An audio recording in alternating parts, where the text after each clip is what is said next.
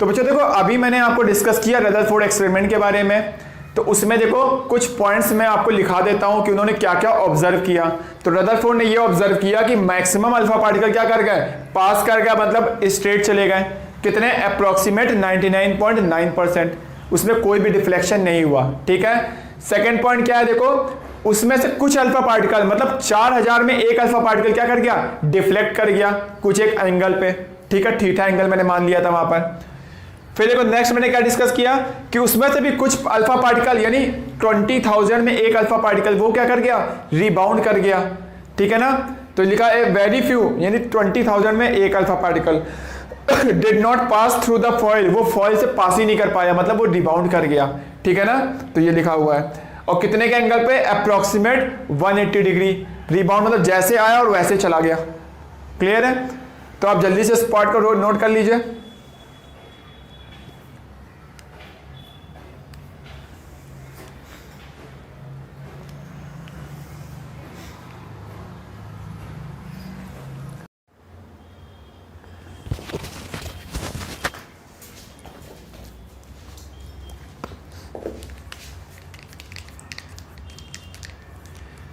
तो बच्चों देखो रदरफोर्ड ने जो एक्सपेरिमेंट किया था, ठीक है ना, या उसमें एक्सपेरिमेंट जो चीज़ ऑब्जर्व की थी उससे देखो क्या क्या आइडिया लगा। तो पहली बात तो देखो यहाँ पर उन्होंने देखा कि most of the alpha particle क्या कर रहे हैं, स्ट्रेट जा रहे हैं। ठीक है ना, वो कुछ भी डिफ्लेक्शन शो नहीं कर रहे हैं। इसका मतलब उनको यहाँ से ये आइडिया लगा कि एटम्स के अंदर मैक्सिमम पार्ट क्या है, वैकेंट है, क्योंकि सीधे निकल गए, मतलब वो किसी चीज़ से टकराए नहीं, है ना। तो टकरा कहाँ रहे थे वो,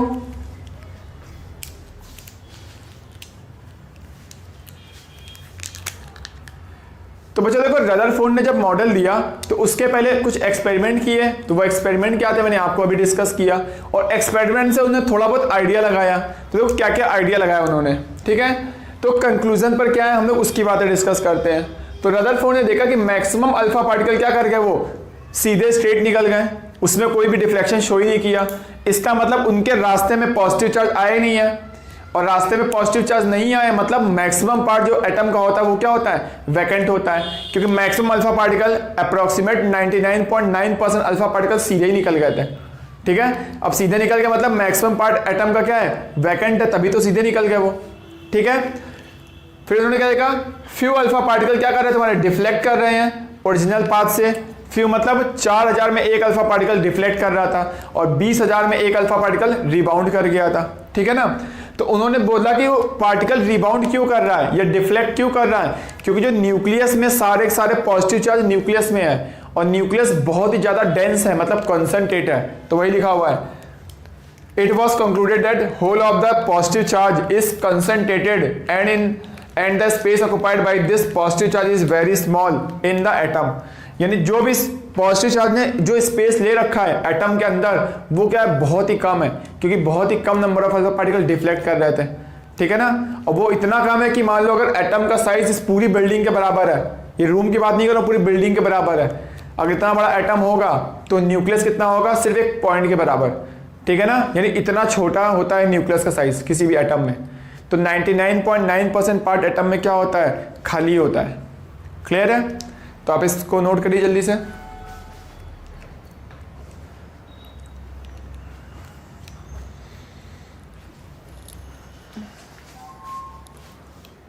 तो बच्चों देखो नेक्स्ट जो दो बचे हुए पॉइंट है उसको भी मैं डिस्कस कर देता हूं वन बाय वन। तो जैसा कि आपको दिख रहा होगा यहाँ पर लिखा हुआ है पॉजिटिव चार्ज जो होता है, ठीक है ना, वो क्या होता है, वो ऑक्यूपाई करता है क्या, बहुत ही स्मॉल वॉल्यूम ऑक्यूपाई करता है एटम के अंदर।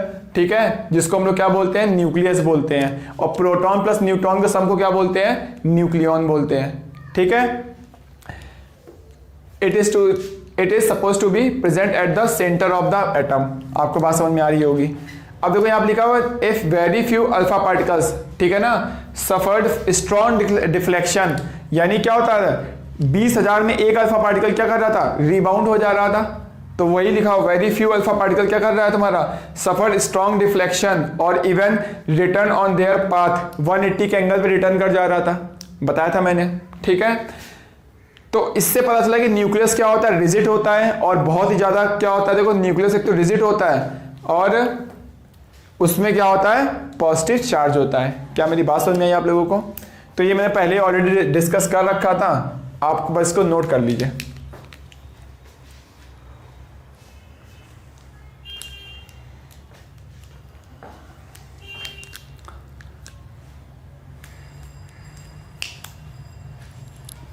तो बच्चों देखो, अब नेक्स्ट हम लोग आते हैं रदरफोर्ड मॉडल पर। उन्होंने फाइनली अपने मॉडल में क्या बताया वो डिस्कस करते हैं हम लोग। तो रदरफोर्ड ने ये बताया कि एटम जो कंसिस्ट होगा, एटम्स के अंदर क्या होते हैं, पॉजिटिव चार्ज होता है, और पॉजिटिव चार्ज कहाँ होता है, एटम के सेंटर में होता है, जिसको आप क्या बोलते हो, न्यूक्लियस बोलते हो। ठीक है, क्योंकि अब ये तब तक प्रोटॉन न्यूट्रॉन की डिस्कवरी तो हुई नहीं थी, तो यहाँ पे पॉजिटिव चार्ज मतलब क्या हो गया, प्रोटॉन्स की बात हो रही है, जबकि न्यूट्रॉन्स तो न्यूट्रल होता है। ठीक है, तो उन्होंने बोला जो एटम्स के अंदर पॉजिटिव चार्ज है वो कहाँ होगा, न्यूक्लियस में होगा, और न्यूक्लियस कहाँ होता है, एटम के सेंटर में होता है। यानी एटम के सेंटर में क्या होता है, एटम के सेंटर में प्रोटॉन्स एंड न्यूट्रॉन्स होते हैं।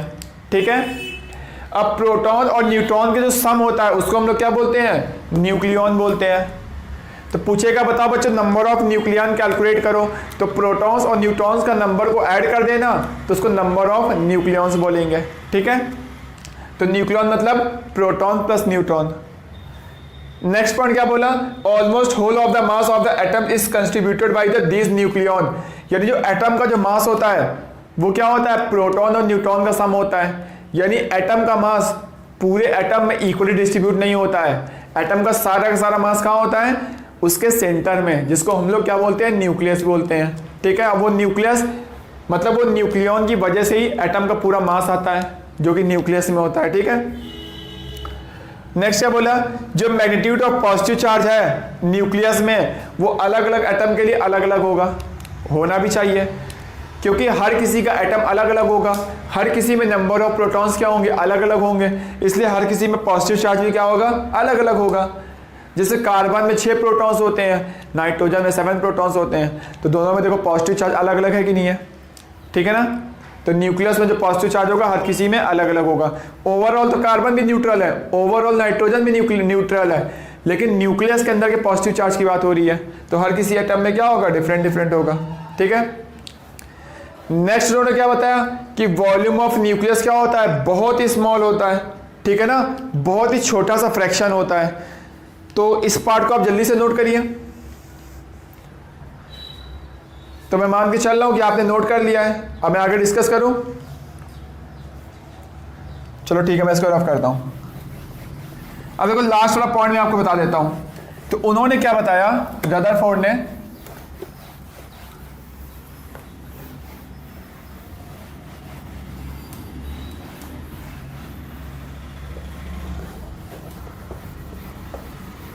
तो रदरफोर्ड जी ने यह बताया कि जो एटम का पूरा मास होता है वो सारा का सारा कहाँ होता है, न्यूक्लियस में होता है, एटम के सेंटर में होता है, और वो एटम का सेंटर क्या होता है, बहुत ही स्मॉल होता है उसका वॉल्यूम।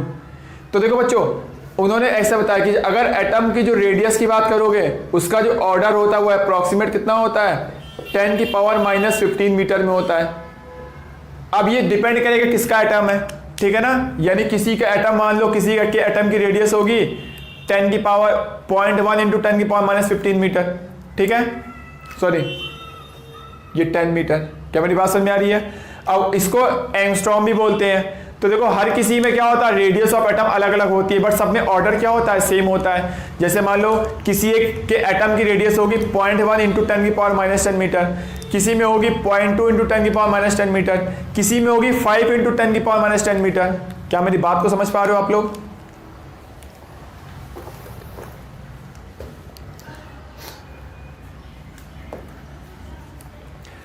तो बच्चों देखो जो लास्ट वाला पॉइंट था उसको मैं देखो अच्छे से एक्सप्लेन करने को आपको ट्राई करता हूं। तो बच्चों उन्होंने क्या बताया, रदरफोर्ड जी ने ये एक्सप्लेन किया कि जो एटम होता है उस पर जो सारा का सारा मास होता है वो कहाँ होता है, न्यूक्लियस में होता है। ठीक है, और न्यूक्लियस में क्या होते हैं, न्यूट्रॉन्स और प्रोटॉन्स होते हैं। और रदरफोर्ड जी ने ये बताया कि न्यूक्लियस का साइज होता है वो बहुत ही छोटा होता है। देखो मैं बताता हूँ कैसे। जो एटम की रेडियस होती है, जो उसका ऑर्डर होता है वो कितना होता है, अप्रॉक्सीमेट 10⁻⁻10 मीटर में होता है। ठीक है, और जो रेडियस ऑफ न्यूक्लियस होती है वो उसका जो ऑर्डर होता है अप्रॉक्सीमेट 10⁻⁻15 मीटर में होता है। ठीक है, इसी को शॉर्ट फॉर्म में इसको हम लोग क्या बोलते हैं, ऐसे करके लिखते हैं, और इसको हम लोग क्या बोलते हैं, FM करके लिखते हैं, फेरोमीटर। ठीक है, समझ में आई बात आप लोगों को। तो जैसे कि मान लो अब हर किसी का एटम है, ऑर्डर सेम रहेगा सब में, लेकिन हर किसी में एटम्स की वैल्यू अलग अलग होगी। हो सकता है किसी में वैल्यू आए किसी भी एटम की 2 × 10⁻⁻10 मीटर, हो सकता है किसी का साइज बड़ा हो तो उसमें आंसर आएगा 5 × 10⁻⁻10 मीटर, किसी का साइज और बड़ा हो तो वैल्यू आएगी 7 × 10⁻⁻10 मीटर। तो 10⁻⁻10 मीटर क्या होगा, ये कॉमन रहेगा, ठीक है। तो उन्होंने बोला कि अगर एटम का साइज पूरे इस रूम के बराबर है तो न्यूक्लियस साइज क्या होगा, सिर्फ एक पॉइंट के बराबर, इतना छोटा होता है न्यूक्लियस। और न्यूक्लियस की डेंसिटी क्या होती है, बहुत ही ज़्यादा होती है। देखो डेंसिटी ऑफ न्यूक्लियस कितना होता है, वो होता है अप्रॉक्सीमेट 10⁻14 ग्राम पर सेंटीमीटर क्यूब। क्या मेरी बात को समझ पा रहे हो आप लोग। अब देखो यानी 1 सेंटीमीटर क्यूब अगर आप न्यूक्लियस लोगे तो उसका मास कितना होगा, 10⁻14 ग्राम होगा। और 10⁻14 ग्राम कितना होता है, आप सोच कर देखो थोड़ा सा। 10⁻14 ग्राम इतना ज़्यादा मास है ना कि अगर तुम क्या करो, पूरे पृथ्वी का मास ले लो, पूरे इंडिया का मास ले लो, हर इंसान के मास को काउंट कर लो, ठीक है ना, उन सबको जोड़ दो, तब भी ये वाला मास 10⁻14 ग्राम मास ज़्यादा होगा। यानी अगर तुमने 1 सेंटीमीटर क्यूब अगर न्यूक्लियस ले लिया तो उसका मास इतना ज़्यादा होगा कि वो पृथ्वी के मास से भी ज़्यादा होगा। क्या मेरी बात समझ में आ रही है आप लोगों को। यानी न्यूक्लियस सोच रहे हो कितना ज़्यादा डेंस होता है, यानी वहाँ पर इतने पार्टिकल इतने पास होते हैं, वो इतना ज़्यादा भारी होता है कि वो अगर तुम देखोगे 1 सेंटीमीटर क्यूब का मास वो भी पूरे दुनिया के मास के बराबर, उससे भी ज़्यादा ही होगा, ठीक है ना। तो आपको ये सब डेटा है थोड़े बहुत, वो आपको याद रखने पड़ेंगे। तो इन्होंने क्या बताया कि एटम के सेंटर में न्यूक्लियस होता है और न्यूक्लियस साइज बहुत ही छोटा होता है, बहुत ही कम होता है, बट लेकिन वो बहुत ज़्यादा क्या होता है, डेंस होता है। यानी रदरफोर्ड ने ये भी एग्जांपल बताया कि अगर मान लो तुमने, इन्होंने बोला एटम्स में मैक्सिमम पास तो वैकेंट होता है, ठीक है। अगर उसमें तुमने क्या किया, सारे वैकेंट पार्ट को हटा दो, सिर्फ क्या लो तुम डेंसिटी वाला जो इसमें हाई डेंसिटी है, यानी एटम में 99% पार्ट क्या होता है, 99.99% पार्ट क्या होता है, वैकेंट होता है, ठीक है। अब उस वैकेंट पार्ट को हटा दो तो हम लोग भी किससे मिलके बने हुए हैं, हम लोग तो मैटर है, हम लोग भी एटम से मिलके बने हैं, ये भी एटम से मिलके बना है, ये भी एटम से मिलके बना है। अब इसमें भी 99.99% पार्ट तो वैकेंट ही है, हम लोगों में भी वैकेंट है, क्योंकि हम लोग एटम से मिलके बने और एटम 99.99% तो वैकेंट होता है। इसका मतलब अगर दुनिया को अगर तुम बहुत ही अगर तुम कंप्रेस करते जाओगे, बहुत ही पास ले आओगे, ठीक है ना, तो हम लोग को पूरी जो अर्थ है वो क्या होगी, पूरी एक फुटबॉल का एक एप्पल के बराबर आ जाएगी, ठीक है ना। क्या मेरी बात समझ में आ रही हो आप लोग। तो आप लोग क्या करो, उसको जल्दी से नोट करो।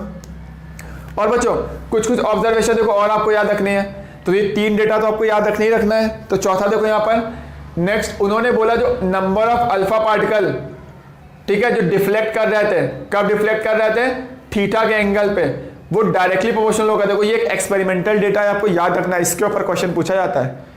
डायरेक्टली प्रोपोर्शन क्या होगा, Z² डिवाइड बाई साइन की पावर 4 θ/2, ये 2 लिखा हुआ है, तो ये 2 लिखा हुआ है, जबकि ये क्या लिखा हुआ है, Z लिखा हुआ है। Z मतलब क्या होगा, एटॉमिक नंबर होगा। क्या मेरी बात समझ में आ रही है आप लोगों को। अब इसके ऊपर देखो क्वेश्चन आपसे क्या पूछा जाएगा, क्वेश्चन ये नहीं पूछा जाएगा कि आपको Z की वैल्यू दे दी जाएगी, थीटा की वैल्यू दे दी जाएगी, बोलेगा कि नंबर ऑफ अल्फा पार्टिकल निकालो, ऐसा नहीं होगा, क्योंकि यहाँ प्रोपोर्शनलिटी का साइन है, आप निकाल ही नहीं सकते हो। आपसे क्वेश्चन कैसा पूछा जाएगा, बोला जाएगा कि मान लो कि θ1 दे देगा, मान लो कि 60 डिग्री एंगल पर मान लो नंबर ऑफ अल्फा पार्टिकल जो डिफ्लेक्ट कर रहे हैं वो मान लो 1000 है, इतने अल्फा पार्टिकल है, इतने अल्फा पार्टिकल इस एंगल पर डिफ्लेक्ट किए, तो बताओ θ2 के एंगल पर कितने अल्फा पार्टिकल डिफ्लेक्ट करेंगे। आपसे क्वेश्चन ऐसा पूछा जाएगा, ठीक है।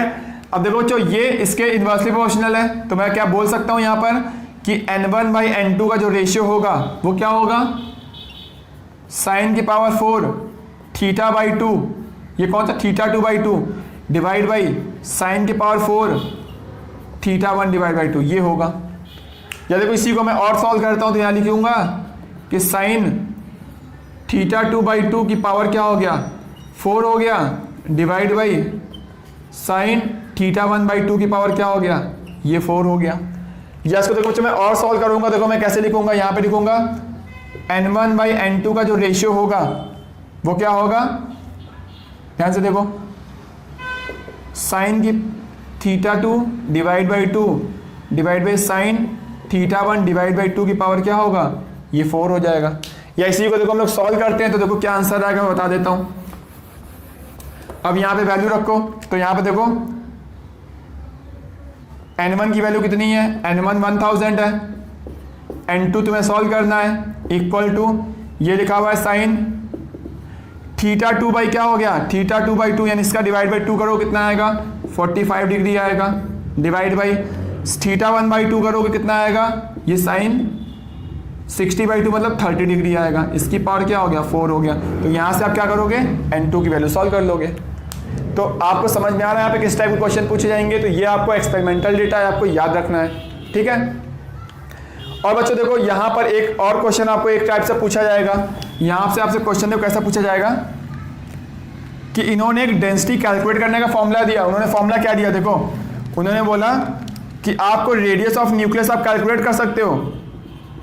तो रेडियस ऑफ न्यूक्लियस अगर किसी भी एटम के निकालनी है तो क्या होगा, 1.33, ये भी एक्सपेरिमेंटल डेटा है, इंटू 10 की पावर -15 a की पावर 1/3 मीटर होगा। अब a मतलब क्या है, a मतलब है यहाँ पर एटॉमिक मास। क्या मेरी बात समझ में आ रही है, ठीक है। तो मैं इस वाले पार्ट को पहले रफ करता हूँ। तो ये भी आपका एक्सपेरिमेंटल डेटा है, आपको ये याद रखना है। आपसे क्वेश्चन इसमें कैसा पूछा जाएगा, आपसे कोई भी ऐसा दे दिया गया कि calculate radius of nucleus of, किसकी न्यूक्लियस की रेडियस, एल्यूमिनियम एटम। तो एल्यूमिनियम एटम के न्यूक्लियस की आपको रेडियस कैलकुलेट करनी है। तो बच्चों देखो यहाँ पे फॉर्मूला क्या है कि रेडियस ऑफ, मुझे क्या निकालना है, रेडियस न्यूक्लियस की निकालनी है, वो भी किसके एटम की, एल्यूमिनियम एटम की। तो क्या होगा, 1.33 होगा, तो 1.33 हो गया इंटू 10 की पावर -15। अब देखो a मतलब क्या है, एटॉमिक मास है, तो इसका देखो एटॉमिक नंबर ये होता है और एटॉमिक मास 27 होता है, आपको याद होगा। तो यहाँ पे क्या करूँगा मैं, 27 की पावर 1/3 मीटर आ गया।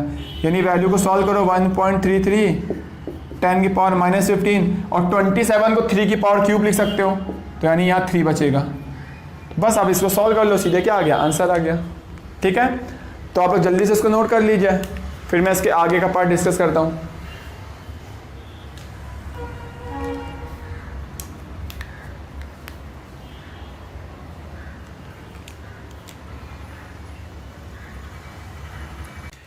तो बच्चों देखो रदरफोर्ड मॉडल में एक और टाइप के क्वेश्चंस आपसे पूछे जाएंगे, जैसा कि आपको दिख रहा होगा क्वेश्चन।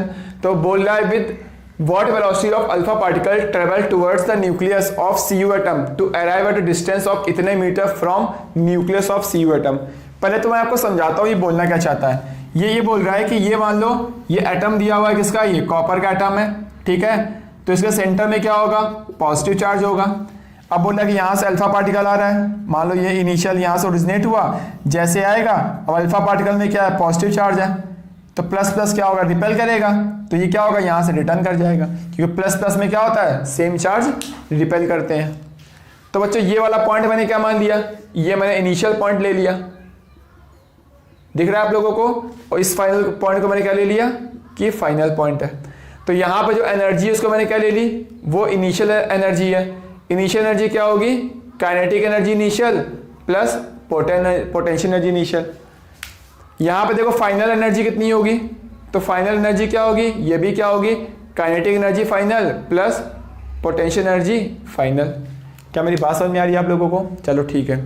अब बच्चों देखो यहाँ से जब अल्फा पार्टिकल आ रहा होगा तो इसकी काइनेटिक एनर्जी ज़्यादा होगी, और जैसे जैसे क्या होगा, देखो यहाँ पर मैं बोल रहा हूँ स्टार्टिंग में, तो बोलो यहाँ पर काइनेटिक एनर्जी क्या होगी, स्टार्टिंग में काइनेटिक एनर्जी इनिशियल जो होगी वो क्या होगी, वो मैक्सिमम होगी। अब जैसे जैसे अल्फा पार्टिकल आएगा तो प्लस प्लस क्या करेगा, रिपेल करेगा, और रिपेल करेगा तो उसकी वेलोसिटी क्या होगी, कम होगी, और वेलोसिटी कम होगी तो काइनेटिक एनर्जी भी कम होगी। यानी बीच में कहीं क्या हो रहा होगा, देखो ध्यान से देखो, तो इसके बीच में काइनेटिक एनर्जी की वैल्यू देखो, काइनेटिक एनर्जी की वैल्यू क्या होगी, डिक्रीज कर रही होगी, है ना। और देखो पोटेंशियल एनर्जी की वैल्यू क्या हो रही है, ये वैल्यू इंक्रीज कर रही है, ये इंक्रीज करेगी। कैसे, देखो मैं बता देता हूं बच्चों। देखो दो चार्ज के बीच की पोटेंशियल एनर्जी कितनी होती है, मैंने एक बार बताया हुआ था, क्या होता है, K Q1 Q2 बाई क्या होता है, R होता है। ठीक है, अब जैसे देखो दो एटम पास में आ रहे होंगे, अब दोनों पे पॉजिटिव चार्ज है, तो ये भी चार्ज पॉजिटिव है, ये भी चार्ज पॉजिटिव है। तो बच्चों अगर आप ध्यान से देखो, पोटेंशियल एनर्जी क्या होगा, इनवर्सली प्रोपोर्शनल R होगा। अब जब दो एटम आएंगे पास में आ रहे हैं, उनके बीच की डिस्टेंस क्या हो रही है, कम हो रही है, यानी R की वैल्यू कम करोगे तो पोटेंशियल एनर्जी की वैल्यू क्या होगी, बढ़ेगी। ठीक है, यानी मैं बोल रहा हूँ यहाँ पर जो पोटेंशियल एनर्जी इनिशियल दी है, ये क्या है तुम्हारी, ये एक मिनिमम वैल्यू है, और जैसे जैसे पास आएंगे वैल्यू बढ़ेगी। ठीक है, यानी यहाँ पर काइनेटिक एनर्जी फाइनल कितनी हो जाएगी, ये वैल्यू 0 हो जाएगी, क्योंकि जैसे जैसे पास आएगा रिपल्शन होगा तो स्टार्टिंग में काइनेटिक एनर्जी ज़्यादा होगी, जैसे जैसे पास आएगा वैसे काइनेटिक एनर्जी डिक्रीज करती जाएगी, और डिक्रीज करते करते एक टाइम बाद क्या होगी, 0 हो जाएगी। ठीक है, तब वो क्या करेगा, रिबाउंड कर जाएगा, रिपल्शन बढ़ जाएगा। अब देखो क्या होगा, पोटेंशियल एनर्जी स्टार्टिंग में क्या थी, मिनिमम थी, अब जैसे से पास आएगा तो बीच की डिस्टेंस कम होगी, और बीच की डिस्टेंस कम होगी तो क्या होगा, पोटेंशियल एनर्जी बढ़ेगी। तो बढ़ते बढ़ते जब यहाँ पर आएगी, यहाँ पर क्या होगी, पोटेंशियल एनर्जी की वैल्यू क्या हो जाएगी, ये मैक्सिमम हो जाएगी इस पॉइंट पर। तो मैंने इस पॉइंट के बारे में इंफॉर्मेशन लिख दिया, इस पॉइंट के बारे में इंफॉर्मेशन लिख दिया। क्या मेरी बातें समझ में आ रही है आप लोगों को? ठीक है, अब देखो बच्चे मैं लगा रहा हूँ कंजर्वेशन ऑफ एनर्जी। एनर्जी तो हमेशा सेम रहती है, यानी बोल सकता हूँ इनिशियल एनर्जी इक्वल टू क्या होगा, फाइनल एनर्जी। यानी इन दोनों पॉइंट की मैंने एनर्जी क्या कर दी, बराबर कर दी, एनर्जी हमेशा कंजर्व रहेगी। इनिशियल क्या होगा, kinetic energy initial plus potential energy initial, और फाइनल मतलब क्या होगा, kinetic energy final plus potential energy final. अब अगर आप ध्यान से देखो, फाइनल काइनेटिक एनर्जी कितनी है, ये हो चुकी है 0, यानी मैं बोल सकता हूँ kinetic energy initial equal to क्या होगा, potential energy final minus potential energy initial. इसको मैंने वहाँ शिफ्ट कर दिया, या इसको आप बोल सकते हो चेंज इन पोटेंशियल एनर्जी। यानी मैं बोल रहा हूँ कि काइनेटिक एनर्जी इक्वल टू क्या होगा, चेंज इन पोटेंशियल एनर्जी, यानी ये इनिशियली लिखा हुआ है। तो बच्चों देखो इस वाले का मैं यूज़ करके, फॉर्मूले का यूज़ करके मैं बहुत सारे क्वेश्चन सॉल्व करने वाला हूँ। ठीक है, आपको पूरी बात समझ में आ गई यहाँ तक कि मैं बताना क्या चाहता हूँ? तो चलो फिर ठीक है, अब देखो मैं इस पार्ट को रफ करता हूँ, मैं रफ कर दूँ इस पार्ट को। चलो फिर तब तो बहुत अच्छी बात है। तो बच्चों यहाँ पे देखो मैंने क्या लिखा, यहाँ पे मैंने ये लिखा कि काइनेटिक एनर्जी इक्वल टू क्या होगा, चेंज इन पोटेंशियल एनर्जी होगा। अब बात है काइनेटिक एनर्जी का फॉर्मूला क्या होता है, हम लोगों ने पढ़ा हुआ था, क्या होता है, हाफ mv² होता है, इसको काइनेटिक एनर्जी बोलते हैं। पोटेंशियल एनर्जी क्या होता है, k q1 q2 बाई क्या होता है, बीच की डिस्टेंस r होती है। ठीक है, अब देखो बीच की डिस्टेंस कितनी होगी, तो अभी मैंने जस्ट आपको बताया कि ये क्या हो गया, पॉजिटिव चार्ज हो गया, कोई भी एटम आ रहा है ऐसे रिबाउंड कर गया। अब देखो बच्चों यहाँ पर कितनी चेंज हुई पोटेंशियल एनर्जी, देखो चेंज इन पोटेंशियल एनर्जी कितनी आएगी, देखो ये वैल्यू, ये डिस्टेंस आपको कितनी दी हुई है, 10⁻⁻13 मीटर गिवन है ना। अब देखो बच्चों क्या क्या गिवन है आपको, यहाँ पे दिया हुआ है हाफ दिया हुआ है। अब मास, ये मास किसका होगा, अल्फा पार्टिकल, तब वेलोसिटी अल्फा पार्टिकल, क्योंकि यहाँ पर ये कौन है, यहाँ से कौन आ रहा है, ये अल्फा पार्टिकल आ रहा है। अब अल्फा पार्टिकल पे मास कितने का होता है, मैं ऑलरेडी बता चुका हूँ आपको। अल्फा पार्टिकल पे जो मास होता है 4 टाइम्स मास ऑफ प्रोटॉन होता है, और जो इसमें चार्ज होता है ये 2 टाइम्स होता है प्रोटॉन के चार्ज का। या अगर मैं वैल्यू की बात करूँ कितना होगा, ये होगा 2 × 1.6 × 10⁻⁻19 कूलम हो गया। अगर मैं मास की बात करूँ वैल्यू कितनी होगी, 4 × 1.67 × 10⁻27 kg हो जाएगा। बस अब मैं उठा के सारी वैल्यू रखता हूँ। मास ऑफ क्या हो गया, अल्फा पार्टिकल, मास कितना होगा, ये होता है 4 टाइम्स होता है, तो 1.67 × 10⁻27 इंटू ये वेलोसिटी ऑफ अल्फा पार्टिकल क्या हो गया, स्क्वायर हो गया। अब मुझे वेलोसिटी ही कैलकुलेट करनी है क्वेश्चन में, तो वेलोसिटी कैलकुलेट करनी है, मास पता था, ये हाफ हो गया, इक्वल टू, अब k क्या होता है, कांस्टेंट होता है, जिसकी वैल्यू क्या होती है, वैल्यू हम लोगों को याद रखनी है, 9 × 10⁻9 होती है।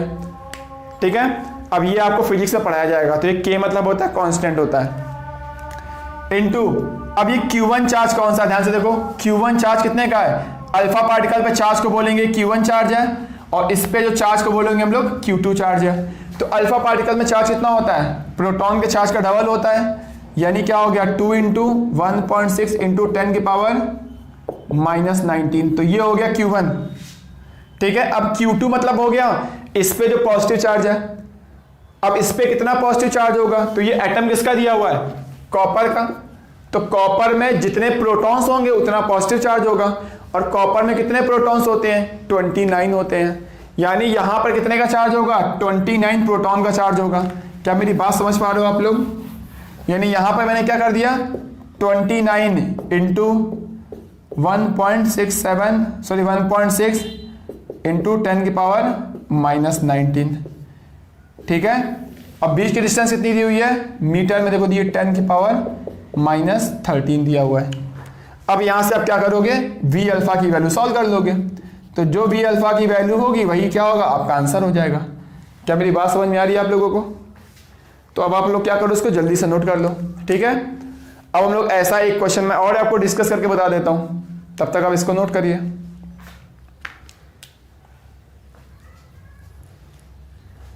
तो बच्चों देखो, एक और आपको बहुत ही अच्छा सा क्वेश्चन दिख रहा है, तो चलो हम लोग इसको सॉल्व करते हैं। तो देखो जैसा कि लिखा हुआ है, a beam of specific kind of particles of velocity इसकी गिवन है यहाँ पर। इसके पहले क्या था, वेलोसिटी कैलकुलेट करना था, यहाँ पे आपको वेलोसिटी गिवन है, और यहाँ पे गोल्ड फॉल की बात हो रही है, गोल्ड का जो एटम है। ठीक है। Find the specific charge of particle if it's distance of closest approach is distance given है। ठीक है। तो बच्चों देखो, जैसा कि अभी मैंने आपको बताया था, मैं वही देखो यूज करता हूं। तो काइनेटिक एनर्जी इक्वल टू क्या होगा, चेंज इन पोटेंशियल एनर्जी हो जाएगा। ठीक है। अब काइनेटिक एनर्जी क्या होगी, वही सेम फॉर्मूला, हाफ mv² हो गया, और पोटेंशियल एनर्जी क्या होगी, k q1 q2 बाई बीच की डिस्टेंस जो हो गई। तो मैं चलो यहाँ क्लोजर अप्रोच की बात करा, मैंने d मान लिया, तो यहाँ पे जो बीच की डिस्टेंस है वो कितनी है, d मैंने मान ली। ठीक है। अब देखो यहाँ पे क्या होगा, ये हो गया हाफ। अभी स्पेसिफिक काइंड ऑफ पार्टिकल दिया हुआ है, पहले तो मुझे अल्फा पार्टिकल पता था, इसलिए मैंने यहाँ पे प्रोटॉन के मास का 4 टाइम्स मास लिख दिया था। यहाँ पे मुझे इसका मास नहीं पता है, तो चलो मैंने इसके मास को क्या मान लिया, कैपिटल M मान लिया।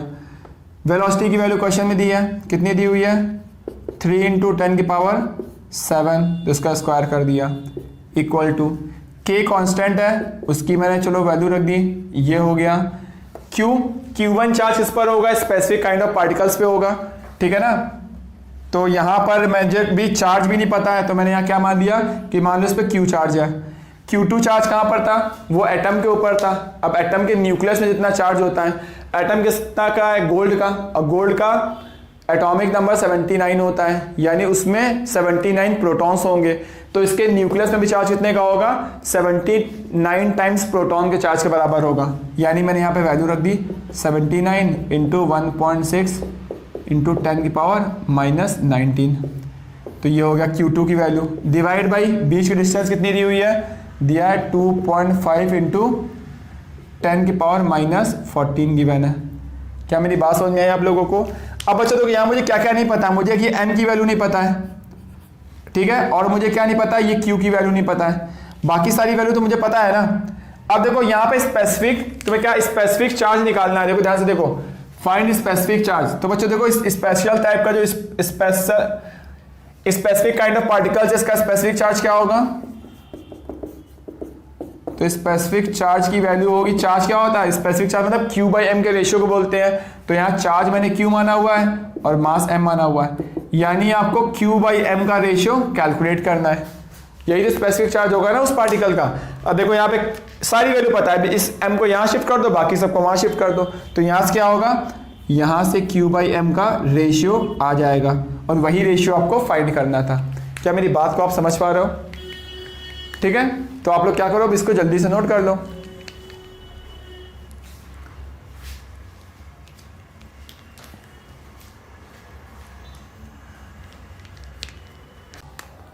तो बच्चों देखो, अभी तक मैंने डिस्कस किया कि रदरफोर्ड मॉडल क्या होता है, इसको अच्छे से एक्सप्लेन किया मैंने। अब मैं इसके ड्रॉबैक के बारे में बात करता हूं। ठीक है ना। तो जैसा कि आपको दिख रहा होगा, मैंने बोर्ड में लिखा हुआ है, इसको मैं पहले आपको समझा देता हूं। ठीक है। तो रदरफोर्ड से पूछा गया कि आप बताइए पॉजिटिव चार्ज कहाँ होता है, तो रदरफोर्ड ने बोला कि पॉजिटिव चार्ज एटम के सेंटर पे यानी न्यूक्लियस में होता है। ठीक है।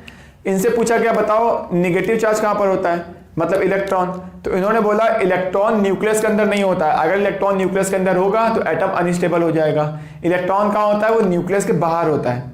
ठीक है।